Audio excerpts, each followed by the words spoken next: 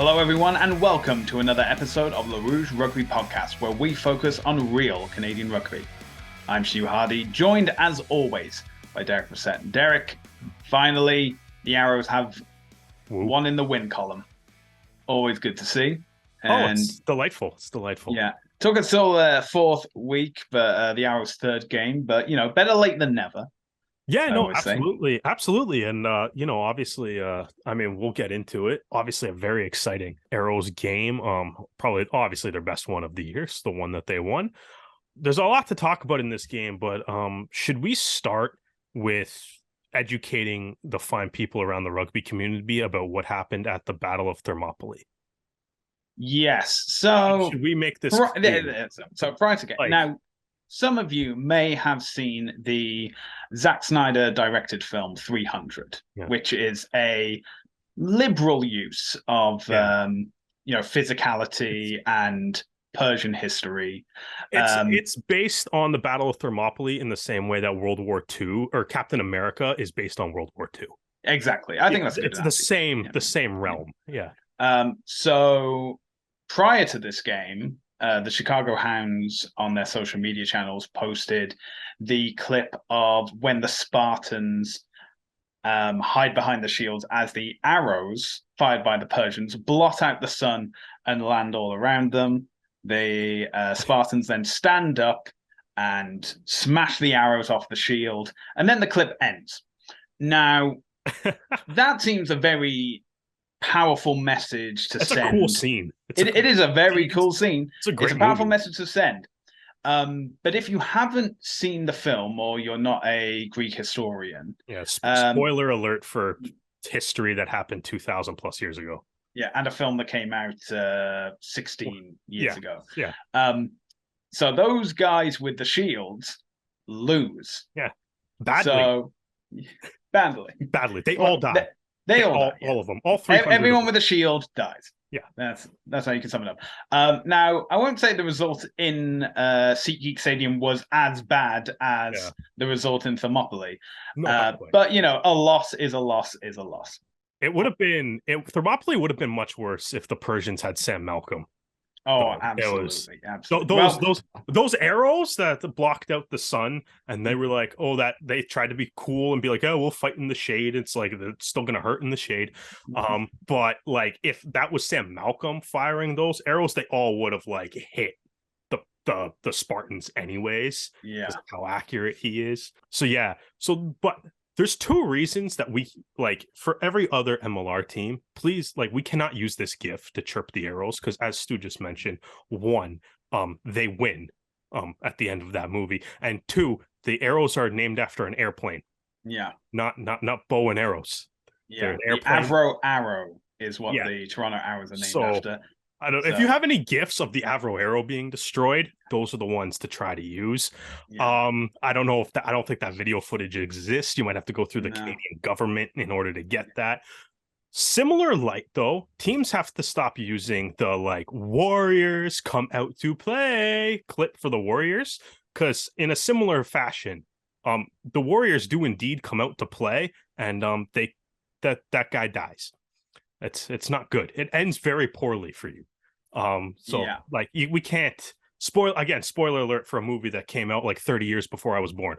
But yeah, we gotta be smarter about the GIF selection when you're chirping teams. Make sure you watch the end of the movie before the tweet goes out. That's all. Yeah. All right. So that was our brief tangent into film history. Let's talk about the actual game that was on Saturday night. So it was in SeatGeek Stadium, the second MLR rugby game to occur, the Arrows' first trip in this Great Lakes rivalry. And it was, home advantage came into play early on when the Luke Carty from the Hounds got the scores going with a penalty. But then came the first of many scores for Sam Malcolm. Now, off the scrum, the ball then gets recycled and then picked up by Brody, who then passes it on to Malcolm. Yeah, passes it on to Malcolm. Yeah, no, I'm trying to get the order correct Yeah, no, it because goes. It's a great try. So it goes Brody, Malcolm, and then Reed and Tassie both run dummy lines that suck in the Chicago defenders. Goes out wide. Oideman has the nice little offload, and then sorry, Richardson. Breen. Sorry, Malcolm Yeah. passes to Breen. Breen passes to Oideman. Oideman has the nasty little offload as he's getting hit to Richardson. Richardson chips it. Malcolm and Tassie both are there in support. Richardson regathers. Malcolm first of many points in this game. Yeah, Malcolm goes over for only his second try in Arrow's history, but adding to the points total that he's already been accumulating for the past 4 seasons. And then slots conversion as well. So the Arrows are then up 7-3. Soon enough, though, a Chicago get an attacking phase. They're moving along. And then we have so the ball gets offloaded just before the try line. It looks as though Rumble has wrapped up the opposition and forced a knock on. However, TMO review shows that Rumble came in just a second too early. Therefore, if Rumble hadn't been there, it would have been a try. So the result is a yellow card to Rumble for tackling the man off the ball and a penalty try. So Chicago goes back up to 10 points. Then we had a very strange occurrence where Sam Malcolm misses a penalty. So Nope, nope. Redid that. We got to edit that out. We're not. This game was too great for Sam Malcolm for us to mention Sam Malcolm making any mistakes. No. I think we have to omit the good with the bad, and unfortunately, Malcolm did miss a penalty. No, this is the Sam Malcolm appreciation show. He did nothing. It is a Sam Malcolm appreciation show, but that's the thing. We go low and then we end high. That's how it works. So that's fine. Anyway, okay. No, have it your way. You're the host here. I'm just along for the ride. Yeah. So then we have another set piece, this time from the line out, going along. Noel Reed tries to chip it ahead, and it ends up only going, I think, about a couple of feet in front of him because of a deflection. Chicago gets it, but then the instant counter ruck gets over. The ball passes out to the right, where it's not making much progress. It moves back along the left. Back to Reed, who breaks the first tackler, then gets tackled, passes it to Tassie, who then meters from the line, offloads to Malcolm, who then gets his second try of the game, bringing the Arrows back into it. So at this point, the Arrows are 12 points to Chicago's 10. Then we move into Chicago then getting another try, this time from the line out, scored by Jones in the 26th minute, with Carty converting. So it's 20-12 at this point, I believe. I haven't just done the maths wrong. It's a rugby podcast. We're not good at math. It's 2012 at the halftime, though. Yeah. Not so 2012 at halftime. It's 2015 at halftime. Yeah. So that's the thing, is that even though Malcolm missed his first penalty, he then gets the second one just before halftime. Chicago put under too much pressure. They just kick it into touch to go into the break with a 5-point lead, 2015. And that's the thing. We're only at halfway. We're not even at the full game yet. So we come back in for the second half, and it's basically like who can score first is going to get like the momentum going behind them. But it actually takes a bit of a while to get the scores going over. There were no more tries in this game, but the first score to occur is a penalty from Sam Malcolm, who then follows it up with another penalty to bring the Arrows ahead by just 1 point. So it's 20-21. Then James O'Neill comes onto the pitch, and I think it is a solid 3 minutes later, he gets yellow carded and is off the pitch. And that sets up Martina for the first of his penalties. That goes over, but then Malcolm comes back with another penalty to get it over. Then with about 5 or 6 minutes to go, the Arrows concede a penalty, and Martina chips it over to lead 26-24. So we've only got a few minutes to go. The Arrows are getting into Chicago's 22.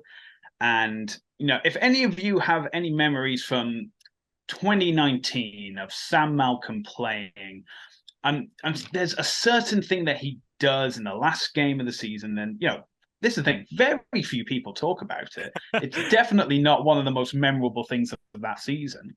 But that memory swoops over the team and you can see it. And so you see Will Grant, who's come on for Brody at this point, is setting up. He's looking around. He suddenly sees it. Malcolm is behind the post perfectly, throws it back, and then we get a Sam Malcolm drop goal. 2 minutes before the final whistle. This is all feeling very familiar now. Speaking of final whistle, the clock is in the red. I think the Arrows had to kick it out on like 3 different occasions before the ref finally realized it was 80 minutes. Yeah. Something like so it's a very confusing ending to the absolutely kicked out. It was told there was time left, so it's a Chicago line out. So Chicago knocked the ball on, which is how Simonton got the ball to kick out in the first place. Yeah. So, but then it's a Chicago line out for reasons. Then Chicago throw the ball. They don't throw the ball straight. So okay, so that's a penalty. So nope, it's a scrum to Toronto. Toronto get the ball, chip it out. No, the referee blew his whistle 5 seconds after the fact, so we have to go for another scrum. Scrum finally comes out. Malcolm gets it, kicks it into touch. Everyone looks at the referee to be like, "Is now okay? Is now all right?" Finally, the whistle blows. Final score: Chicago 26, Toronto 27. Oh, what a game! What a game! It's better after the fact, but yeah, it was much more calm when I rewatched this for the second time. I gotta say, I was a little bit. My blood pressure wasn't in triple figures when I was watching the replay, but yeah, exactly. I was like, okay. Every time you go, it's like, okay, Sammy's got this. We're good because Sam's got this, right? So obviously, the big story on this game is Sam Malcolm, right? Sam Malcolm obviously had 27 points in a 27-26 win, right? So just incredible. According to Brian Ray, just the 3rd full house in MLR history. To clarify, a full house is when a player scores a try, a conversion, a penalty, and a drop goal in the same game. Yeah, so just the 3rd one. The other 2 came in way back in 2018, so even pre-Arrows. That was JP Eloff and Diakoval from the Raptors. Right, so that's only the 3rd time it's happened. Right, only a few other occasions. I think Ed Fidow's done it. I think Sam Windsor's done it, where a player has scored all the points for their team as well. So there's only a couple other occasions where that's happened too. None of them had 27 points though. So Malcolm, I don't know, man, just absolutely phenomenal. In this game, the 2 tries were brilliant. Tries as well that he had to really work for, right? The first try being he got the ball from Brody, and then as the ball's working its way down in the Richardson chip kick, right, there's it's a really good follow-up run in support, right? It's exactly what you should be doing. If you pass the ball, keep going, following up the play. Right. Brilliant. Same thing on the second try too. It's an unreal support line for both Reed and Tassie there, a couple of offloads in order for the Arrows to get a try. So it's his Sammy the Boot is what he's known as, and we all know that his kicking ability is basically unmatched in Major League Rugby, right? But in this game, as you said, he only had one MLR try leading up to this game, and he got 2 in this one, right? But it was also really just fundamentally sound plays, knowing exactly where to go, knowing where to follow up, timing the runs nicely, right? That put him in the right spot in order to make those plays. And all that snow, the sleet coming down, Yeah. As Dan Moore used to say, man, heart of a lion, ice in the veins. So I'm assuming all that snow just went straight into his veins as well, right? And just it's one of those things where it's like watching the arrows at the end of this game, and we'll talk like Sam Malcolm's the biggest story, so we got to do everything. All the whole like Sam Malcolm appreciation spiel has to happen at the start of this, right? So yeah. But so we'll talk about all the good things that the arrows did in this game too, right? Yeah, but of course. but like the forwards do some great work to get the ball basically in the middle of the pitch there, and you're kind of watching it, and it's just like Malcolm just sits back in the pocket, and it's like it's snowing, it's super wet, and it's like like we'll just crush a drop goal to win this game. And then, again, shout out to the Arrows defense for locking it down after, very much like what they had to do against New York a few years back. But, there's still some work to be done after Malcolm hit that drop goal, but the defense locked it down. And Chicago, despite, even though there was that weird, the Arrows clearly thought it was past 80, or else I would assume, or else Simonton would not have kicked that ball out. So that was a bit of a weird way to end the game. But despite that kind of unusualness, Arrows locked it down and got the win. And I don't know, man. What more can we say about Sam Malcolm? I kind of have a couple things I can say more about Sam Malcolm, but I want to let you chime in before I go. Yeah, I think. Well, obviously, it's great to see Sam back in after missing the game against New York. As in, he did have a few misses from the boot. I told you we're not talking about those. But that's the thing. It's so easy for other kickers to miss a penalty or miss a conversion, and then their confidence is knocked. They're missing other kicks that's having an impact on the team, and so you're like, okay, we'll get someone else in. But Malcolm was able to recover from that. I mean, obviously, getting 2 tries was great for his personal try record as well. So, I think the backs as a whole much better, absolutely much better. Obviously, but I think with way to Malcolm, there's Malcolm was also excellent defensively as well. Yes, so that's exactly the point that I wanted to bring up and talk about. So I think it was just before the penalty try was awarded and Chicago was making that break. It was Malcolm who was the backstop, who was tackling the Hounds players in order to be able to delay it as much as possible. Before the Reed yellow, that was the Reed yellow. Richardson had the crazy tackle before the Rumball yellow. Yeah, well, that's all these yellow cards, man. It's hard to keep up. There's too many yellow cards in this game. Yeah, well, that's something we'll talk about in a little while. But as in, it just people have been praising Malcolm this entire weekend of just what a phenomenal performance he's done. And it's easy to come from a perspective of just looking at the scoreboard and saying oh yeah, he scored 2 tries, he scored this, that. Well, he was in the right position at the right time for both those tries. Obviously his experience with scoring drop goals is definitely evident for Arrows fans. It's playing in the changing conditions, because how the game started is definitely not how the game finished. Mm-hmm. And no, it just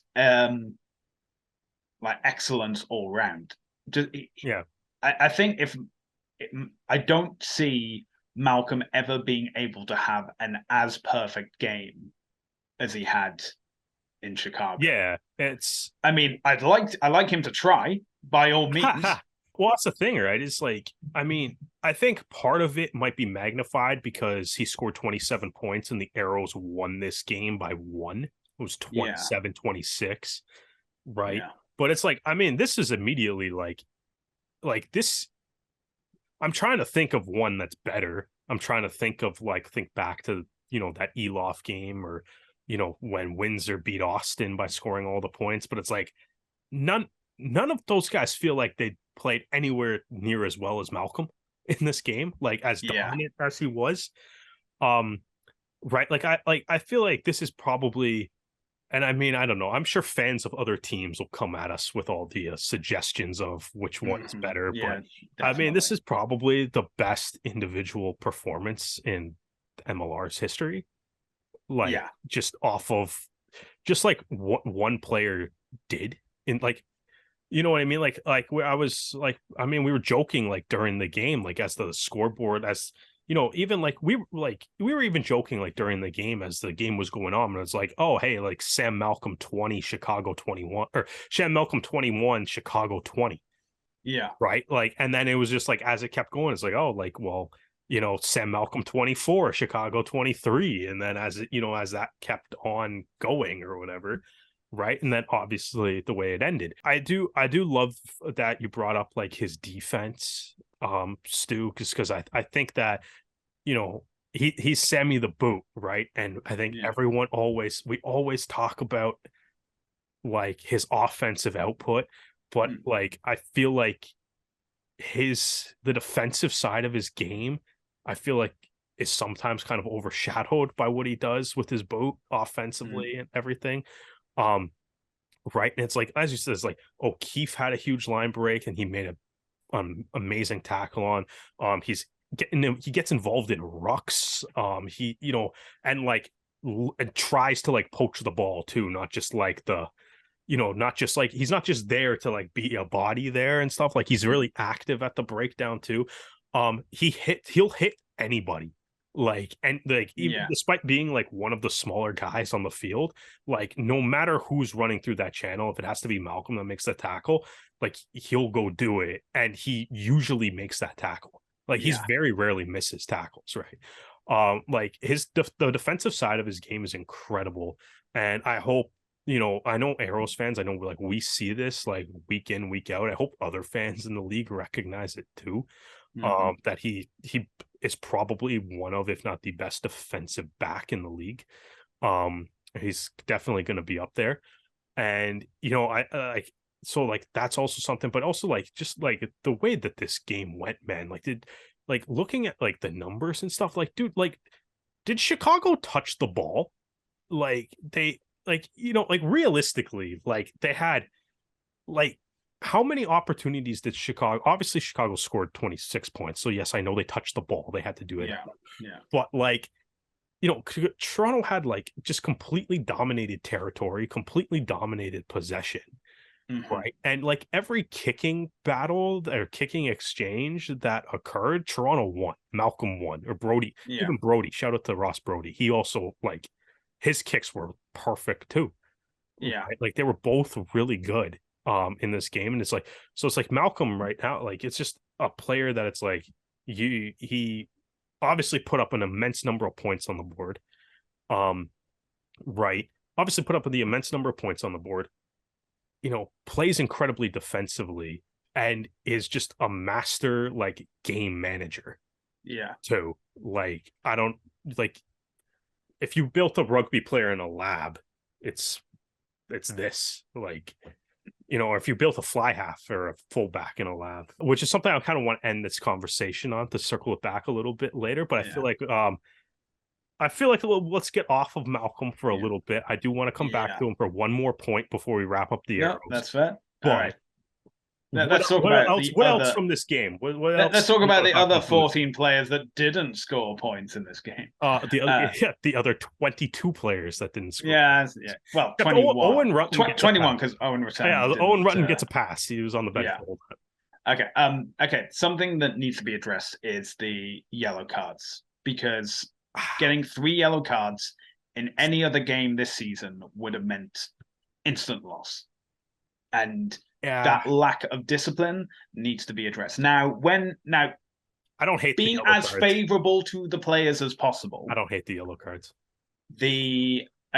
Rumble's yellow card, that was just that was a split-second decision you had to make. It was either going to be a try or it was going to be a penalty try. So I can forgive. If your Rumble hit that guy every single time. 100% of the time you hit him.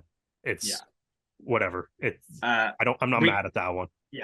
Reed, again, I think that was like referee's decision. So looking back, it was actually so Malcolm had tackled the player and then gone for the ball. Then Malcolm released as the ball was coming out. Reed was coming over because it was out of the ruck, and then that became penalty. James O'Neill's yellow card.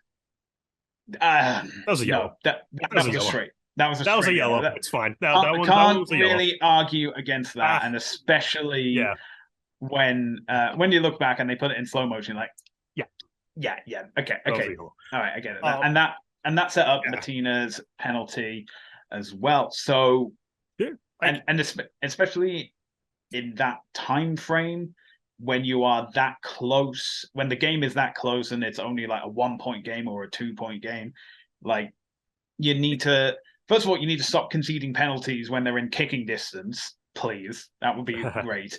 Both teams. But also as well as in like the tackle he goes for is like the momentum just swings up, and you can tell halfway through the tackle is like, yeah, that's a yellow card. So yeah, I think obviously you do not want to get 3 yellow cards in a game. That is obviously, it's less than ideal to play with 14 guys for 30 minutes. Again, though, I think, my opinion, the rum ball, I'll take that every day. Like, you have to make that hit. That's just a matter of how the ref's going to view the timing. And unfortunately, the TMO call went against him. Maybe a different ref, maybe a different TMO, maybe that goes for him. As a fan, like, I'm just kind of like, you have to hit him. Like, you can't just let him score. Like, you have to hit him, right? So that's fine. No reads. It's close. I see what he's trying to do. It looks like, I think he might have an argument that the ball could be out. But even if it's not, you saved 4 points in a 1-point game. I'll take that. At the end of the day, you save 4 points. Arrows win by 1. Right, or maybe you don't save, maybe it doesn't necessarily save 4 points, but it's like, yeah, the Arrows were kind of scrambling back on that one. So if that ball moves out, maybe there's a try there, maybe there isn't. But if you think there's gonna, because that's the only reason that a yellow card's given there, right? Is because you think you stopped the try scoring opportunity, so you stopped it. Save 4 points. It's a 1-point game. I don't hate it. There's worse yellow cards you can take. James O'Neill's a yellow card, but like, there's, for the two in the first half, I don't hate them. There's worse yellows there's worse yellow cards you can give up. It sucks that they were back to back.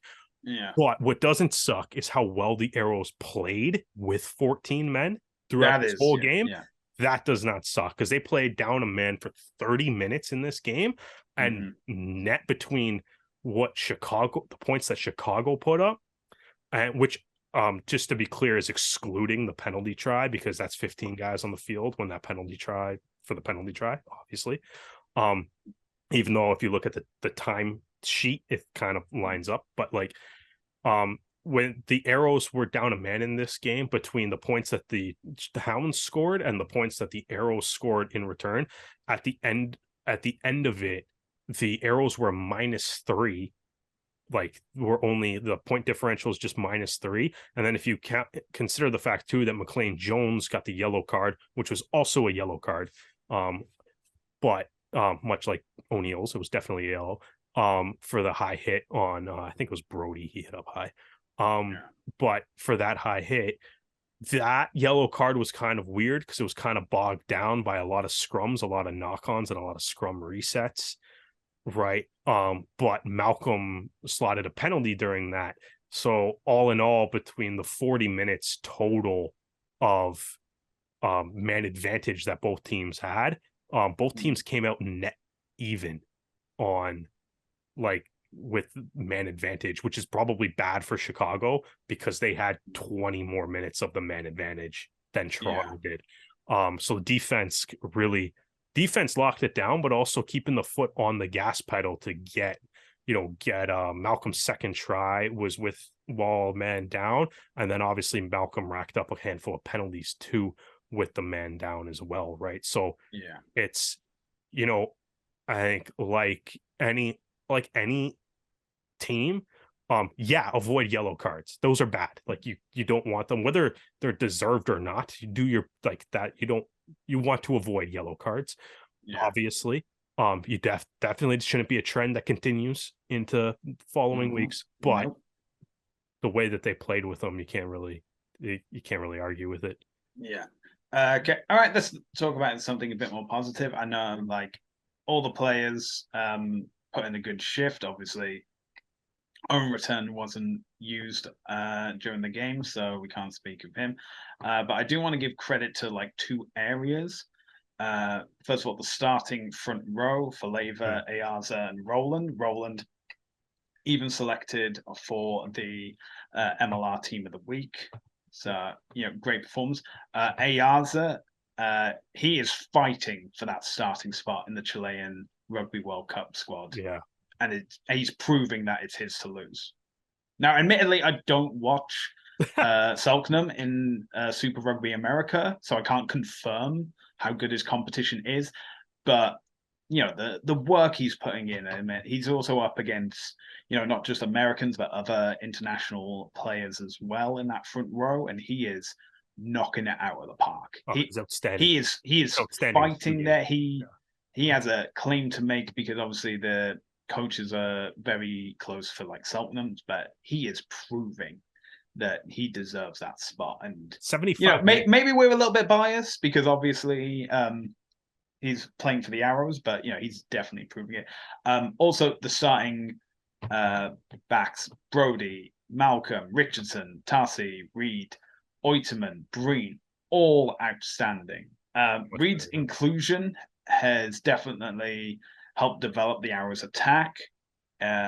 Place them in positions to score tries. It was from his breaking the tackler that he was able to get the ball to Tarsi, who was then able to get it to Malcolm. Tarsi had a fantastic game as well. He was also featured in the first 15 for week 4 in MLR. It's just like great overall performances, and obviously a bit hampered by those yellow cards, and don't do it again, boys. But unless you're saving a try, then we're okay with it. We're okay. We're all right. But when I was saying against New York, the fact that the Arrows had only one kicker on the field, which was Brody, and then now we have Malcolm and Reed coming on, and they've scored the most. Well, I say Malcolm has scored the most points. I mean, they'll set them up. But it's like Richardson's chip over and him collecting it. That was offloaded to Malcolm. Tarsi and Reed making the distance before the second try. Oiterman with his excellent quick pass to allow Richardson to then proceed. Well, just great movements overall. Yeah, we'll see this. But even like beyond that, like the two tries really were just like their team tries, right? Like the first try, the Richardson chip, right, that Malcolm followed up, it's like that came after a scrum, right? And it was kind of a weird scrum too, because they were like it wasn't exactly super clean, but the pack kind of regrouped and then right? I think it slipped Mitch Eady's feet. And exactly. It was technically out, but the scrum was still going. But Eady was able to collect it and keep it. But they did well to protect the ball anyways, right? Yeah, got it. So that's the forwards winning a scrum and then winning like a ruck and maintaining possession of the ball right after. And then his second try is. The Arrows went through a lot of phases on that try, right? And like guys, like as you said, you shouted out the front row, like I think in the build up to Malcolm's try, like Roland had a carry, Ayarza had a carry. Mitch Eady, I thought, played excellent in this game too. He had a couple carries. Wadden had one in that build up too. Right. And it's like before, obviously before the ball goes to the backs, right? Like the forwards are doing great work to set them up. Obviously, too, they set up the drop goal, right? A couple like Gene Cementon and Lucas Rumball had the last two carries to put Malcolm in that spot in order to hit the drop goal, right? So it's like The names won't go on the score sheet, but like it's their full team tries, right? Which is, what you want out of an attack and what has certainly been missing from the first 2 games of the season, right? And I agree with some of the players that you did mention. I think the front row to me, I think in this game, like Roland, I think definitely deserves that player of the week setup. I mean, beyond the front row, Faleva, Ayarza, and Roland, it was just like it's not just that they were like dominant like in the scrum, because the scrum for the Arrows looked terrific in this game too. But when the lineout looked really good. The set piece was really good in this game. The set piece is the best it's looked all year. But it was also like when it was in open play too, right? And they had like they had a ton of carries. They were hitting rucks. They were there in support. They were all 3 of them were breaking the gain line, right? It was a great performance all around from those 3 guys. And you know what, Stu? I think unless you have something to add, I do have one more Arrows question I gotta ask you. All right, shoot. Okay, so I think we got to wrap up. I think we're getting to the point to wrap up the Arrows game. Yeah. Okay, so this weekend we just agreed, right? Sam Malcolm probably has the best individual performance, in the history of MLR. He did it as a fly half. Yeah. 2 weeks ago, we were arguing. 2 weeks ago, after the Atlanta game, we were arguing for him to play fullback. Yes. Do you still feel the same way? Well, it depends. Well, okay. This is assuming. Let me answer. Okay. This is assuming the Shane O'Leary is also starting at 10, or even no Reed is starting at 10. Everyone's healthy. Theoretically, everyone's healthy. What do you think? I want to see how it plays, because remember, Sam also had a incredible game against Seattle back in 2020, where he scored like his kick rate was perfect. Yeah, and he was fullback in that game as well, and the Arrows attack was dominant in that match as well. So, I think. I know it's easy to say like, oh, he was great at fly half, so we have to keep him at fly half. My counter argument was like, if he's this good at fly half, imagine how great he would be at fullback. Yeah, I think, to be honest, I think when I wrote my match report on it's kind of funny. I wrote my match report on Rouge Rugby Black Box. Go check that out, rougerugby.ca. We have a website now if you haven't heard. I wrote my match report on that, and I was like trying to write like a thing on like Sam Malcolm, but like I was gonna end it. It's like, oh, like this is kind of like what makes Sam Malcolm one of like the best fly halves in the league. And then I was kind of like, I'm gonna delete this because I'm gonna rewrite this and just say he's one of the best players in the league.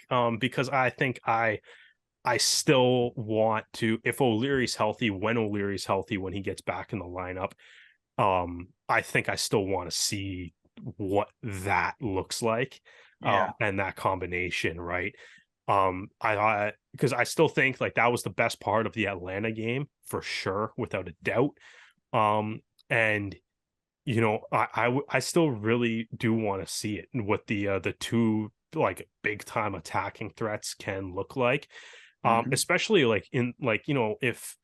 Guys, like if Reed and Tassie, like that looked really good. They looked really good too. It was Tassie's best game of the year too. Right. So, there was a lot of positives in that sense. And I think I still would, I think I still would want to see it. Like I said a few episodes ago, to me, it's not about if guys are playing poorly or not. It's just about trying to figure out the best configuration of the lineup. So at the very least, I still say they try it for at least a game, or whenever O'Leary's back. I think it still would be a valid option. But if it doesn't work, it's pretty easy to slot Sammy back in the 10 jersey, anyways. Yeah. All right. So we've talked about our favorite game of the week, but let's talk about everybody's favorite game of the week. It's the best game of the week. Yeah. So we have 4 other results. Start off with the Friday fixture, which is New England versus DC.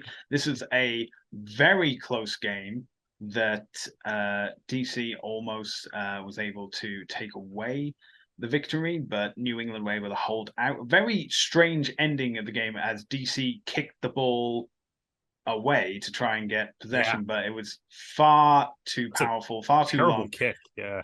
New England were able to collect it. The clock had gone red. They kicked it into touch. Final score: New England 34, DC 31. And then we move on to the other games that were happening. So we head out to the Pacific Coast, where San Diego are back at Snapdragon Stadium and hosting Dallas. And it's really unfavorable because Dallas were unable to score any points in this game. However, their scramble defense did hold San Diego to only 3 tries, so they were unable to get that try bonus point. So there is something in this Dallas squad. It just needs to click together, really, at this point. Final score: San Diego 22, Dallas 0. Keeping on the Pacific Coast, we're just heading north. We're going to Seattle, where the 2 undefeated teams of MLR at this point, Seattle versus Houston. Again, this was a very close contest at the halftime, with Seattle leading 13-12. But in the second half, it was just a death by penalties for Houston as Seattle claimed the victory. Final score: Seattle 24, Houston 12. Then we head down to NOLA on the Sunday, and they are up against the defending champions of Rugby United New York, the Ironworkers. Put in monstrous performances the past 2 weeks against Toronto and DC. And it seems as though their power is, I want to say, like Castle Grayskull. It only exists in one location because as soon as they leave Memorial Stadium, they have just been unable to string it together because NOLA were able to score they scored first in the 30th minute, and then they scored 3 tries in the second half, followed it up with a penalty to be the comeback of the week, the shocker of the season so far. The final score: NOLA 31, New York 5. Wow. Derek, was there any game that really stood out for you? I mean, 2 of the scores are pretty indicative of standing out, but anything that piques your interest? Well, now I just want to reimagine all the MLR teams as 80s cartoon characters. Well, thanks to that analogy. Does that make Eric Howard He-Man then? Well, the master of the NOLAverse. Master of the NOLAverse. All right, I'll take that. Okay. So Eric Howard He-Man. Yeah, I mean, obviously that game stands out a lot. I think I'll circle back to that one though. Big I think from Canadian point of view this week, gotta go. I think we got to start in New England. From a Canadian point of view, obviously a lot of Canadians on New England. But Josh Larson had his 50th cap, right? So he becomes the 3rd Canadian to reach that mark, following Andrew Quattrin like 2 weeks ago, and Paul Cialini in the last Arrows game of the season last year. Mike Shepard is sitting on 49 caps right now. So assuming he's in the lineup this week, that'll be his 50th. If not, then, whenever his next game is, it's going to be his 50th. So a couple Canadians, nice to see a handful of Canadians and stuff getting around that mark. And the other thing too, Ben Lesage, beauty try, beauty line, beauty run. It was big moment for New England in the game too, as they went on to become the first MLR team to win a game wearing a Dallas Jackals jersey. So that's always great. Stu didn't laugh at that joke as much as I thought you would, but I guess I'm the only one that thinks that they look the exact same as the Dallas Jackals, those Irish Heritage jerseys. It's just a slightly different shade of green. It's the same jersey. But I hadn't thought about it until do you want me to pull it up side by side? It's the same jersey. You can show it when we have this video on YouTube. But yeah, it was. I know you mentioned that. Yeah, I know you mentioned Larson getting his 50th cap, but obviously not in the best conditions, going off injured with a shoulder injury, I believe. So hopefully he's all right. But one Canadian off, another Canadian on, replaced by Connor Keys. Yeah, who who also had a was very very good interesting in this game. game too. He was good. I liked Keys' game in this one too. Apart from the yellow card, yeah. Oh yeah, that's true too. There's two Canadians were just yellow card magnets this week. Yeah, you win some, you lose some. Yeah. Um. Beyond that, I think um, San Diego, Dallas. I mean, as you kind of said, um, the scoreboard kind of tells it all. I think, yeah, Dallas had some good scramble D. Dallas's scrum. Shout out to DeWalt Coetzee, Liam Murray in there. The scrum actually looked pretty good too. But yeah, they just San Diego, good team. Dallas, bad team. Scoreboard reflects that. Yeah, Seattle, Houston, another good game. I think Nakai Penny, it looked like he left this game with an injury too, unfortunately. He was a bit of an early exit. But yeah, man, Reichert Hadding, it's just is a monster. And it's Seattle, man, Seattle looks really good. I mean, they're 4-0, so that's a really easy piece of analysis to say. Yeah. But it is kind of fascinating because it's like I think they're much better than last year. Right. Like I know they got to the MLR final last year, but there's also like reasons that they got to the MLR final last year. So but like that, they look really good. I think despite the fact that Seattle Houston was going to be a game that was between two undefeated teams going into it, to me, the biggest game of this weekend was going to be NOLA New York. And I did not expect this to happen. Nope. So yeah, NOLA 31, New York 5, as you said, but like no score for like what the first 28 minutes, like nothing, 28 minutes, something, right? Yeah. Like, and Rodney Iona finally kind of breaks through that. And then in the second half, NOLA just absolutely explodes. Which is it's a case to me of poor defense from New York because they just didn't have they didn't have players back to cover, and therefore Iona and Campbell were able to get over for quite easy tries. You know why they didn't have players back to cover though, right? It's like you're saying that these tries were a result of like some poor New York defense. Where I'm like, I want to flip that and be like, these tries were the result of brilliant NOLA defense, because you have the first try in the second half. Iona's second was like a huge hit that causes a knock on that Iona picks up and like just takes off, right? The second one I think is a line out steal, right? That's right. That they really quickly scored on that. New York gave up another penalty. New York was just scrambling that whole time. The defense never got set at all, right off that line out steal. And then the third one was like they had a scrum at that on their own 5-meter line. Inside the try zone, they kicked it out, didn't find touch. New York tried to counterattack, and the first ruck, NOLA poached the ball and took off. Like, New York, like you're saying, like, to me, I'm like watching this, and it's like you're saying, like, New York didn't have guys in position to cover. It's because like they're attacking, right? And, like NOLA turned the ball over and turned them into points within like seconds, on 3 occasions, really. I mean, the lineout steal took a little bit longer, but like, I don't know. I think it's just seeing other teams play is that they'll have guys, even though if the attack's going well, they'll have some players like hang back just in case there is like an issue, and it also just gives them like running options. If you need to swing the ball out, you need a bit of momentum just to break the line, then do so. But yeah, excellent work from NOLA. It's capitalizing on issues where it was occurring.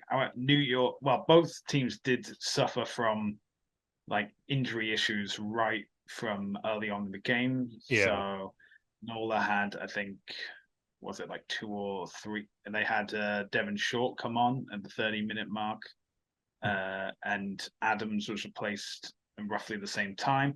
New York had Sam Davies come on in the 20th minute, as well as Cara Pryor was off replaced by Heine in the 33rd minute. So there's a lot of guys who are coming in to do a full stint when they were originally settled on the bench. It's just a very strange result as well, especially when you consider the Arrows having 3 yellow cards and being out of action. But New York only had 1 yellow card, and that was only when a few minutes before the first try occurred. But the other 3, that was just against the flow of play. Man. So yeah. So very, but they're saying the conditions were very hot and humid, especially compared to New York. So I think that played a part in. Hey, the weather's the same for NOLA. The weather didn't get better when NOLA had the ball. Yeah, but where NOLA train? NOLA. Yeah, that's what home field advantage is for. That's exactly why they call it home field advantage. One last thing that we should probably mention though before moving on is that the Dallas Jackals did tweet an update on Jalen Tatum, and it appears that he is doing all right after the game. It was a brief update on tweet, but that was kind of a scary incident to see him knocked unconscious like that, with players from both sides basically trying to wave over and get the attention of medical staff to rush on the field to his aid. So bit of a scary incident, but great to hear that Dallas is reporting that Tatum is doing well. Yeah, that is good to hear. All right, we've got some games coming up this weekend, and we have to make our predictions. First up is NOLA versus Utah. Derek, who have you got? Oh man, if they play like this again, I guess where is this game? Where is this game? It is at the Gold Mine. It's at the Gold Mine. I think I'll stick. I think I'm going to stick with. I'll go with NOLA. Man, they played great last week. It's like why not ride that wave? Let's see if they can start living up to what we all thought they could be at the start of the season. All right, and so Utah, they're coming off a bye week. Following on from round 4, I mean, Toronto and New England came off bye weeks and they won their game. So I'll mix it up. I'll go with Utah. Utah, there we go. All right. Emerson Pryor has to play though. Yeah, otherwise he has to start. Yeah, he has to start. If Pryor starts, but then Eric Howard has to start for NOLA for them. That's true. Yeah, there we go. That's what we do. All right, we have Atlanta versus San Diego to be held at. Now, it used to be called the Snake Pit. I don't know, like just Silverback Park now. Silverback Park is a cool enough name. I guess it's not the Snake Pit anymore. But Silverback Park is one of the cooler stadium names. Right. I'm gonna go with the home side this time. I'm gonna go with Atlanta. The only cooler stadium name than Silverback Park is Snapdragon Stadium, and I think San Diego's playing very well. I don't think maybe a bit of a hiccup against Seattle, but I think San Diego on overall is playing quite well. So I think I'll go with San Diego. All right. Third game is DC versus Toronto. Derek, are we thinking the same thing? Both picking Toronto? Yeah, definitely Toronto. And to DC, please do not tweet out any GIFs from movies based on Frank Miller comics at all. All right. Next up, we have Chicago versus Dallas. Both teams yet to get their first win of the season. Who do you think is going to break the duck? Look, I want to send a message to Liam Murray, DeWalt Cotsey, Kyle Steeves, the rest of the Dallas Jackals. You cannot let the new expansion team get a win before you. This is a must-win game for the Dallas Jackals. This is the Dallas Jackals' shield, is this game. You cannot lose this at all. You cannot, for your own pride and sanity, let the new expansion team get a win before you. Dallas has to win this game, so I'm picking Dallas. They have to. It's got to be done. Well, my prediction my preseason outlandish prediction is already on the fence because If Dallas lose this game, then they do go on the longest losing streak in MLR history. So I will also be picking Dallas. Yeah. And finally, we have New York versus New England. And this will be held it's going to be a fun one. Mount Vernon Memorial Stadium. Gonna be a fun one. Yeah. So this is I guess early matchup. I guess two teams that we thought would be at the top of the East. Man, it's a tough one. I want to be like New York's the home team, but they kind of got their butts whipped last week. New England's got more Canadians. Damn. New England. I'll go with New England. You're gonna go with New England? Yeah, for no real reason other than fair enough. They have more Canadians. Yeah, that makes sense. It seems like a good default one. Well, New York have basically turned their Memorial Stadium into a fortress. So I will be going with the home side. I will be going with New York. So they've won 2 games. Yeah, those are our picks. So those games again: NOLA versus Utah, Atlanta versus San Diego, DC versus Toronto, Chicago versus Dallas, and New York versus New England. If you want to watch those Arrows games, you can do so on tsn.ca, the TSN app, or TSN Plus. And if you'd like to watch any of the other MLR games in Canada, you can watch those on the Rugby Network. And we are also in the final round of the Six Nations. So it will be a Super Saturday from, I believe, 8:45 a.m. because Canada has already gone into daylight savings. The UK is behind, so it's only a 4-hour difference. But 3 international games coming up. It will be Wales versus France, Scotland versus Italy, and England versus Ireland. So a wonderful way to spend the St. Patrick's Day weekend. You can wake up even earlier and watch Super Rugby on TSN at 3:00 in the morning. You could. You could. I won't, but you could. So if you enjoyed this episode, be sure to check out more episodes as well as our written pieces on our new website, rougerugby.ca. You can also find our podcast on Spotify and Apple Podcasts. We also have a YouTube channel at the Rouge Rugby with episodes of the podcast as well as extra interviews with players and coaches. Make sure to like and subscribe and hit the bell notification to stay up to date with all of our videos. We will also be available across social media, including Facebook, Twitter, Instagram, and TikTok, all at the Rouge Rugby. Derek, where can the fine people find you?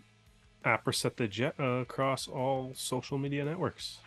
And you can find me across social media at Hardman, spelled H4RDMAN. Well, that's where we're going to end this episode. Derek, thank you for joining me, and thank you for joining the Rouge Rugby podcast, where we focus on real Canadian rugby. We hope you can join us again next time.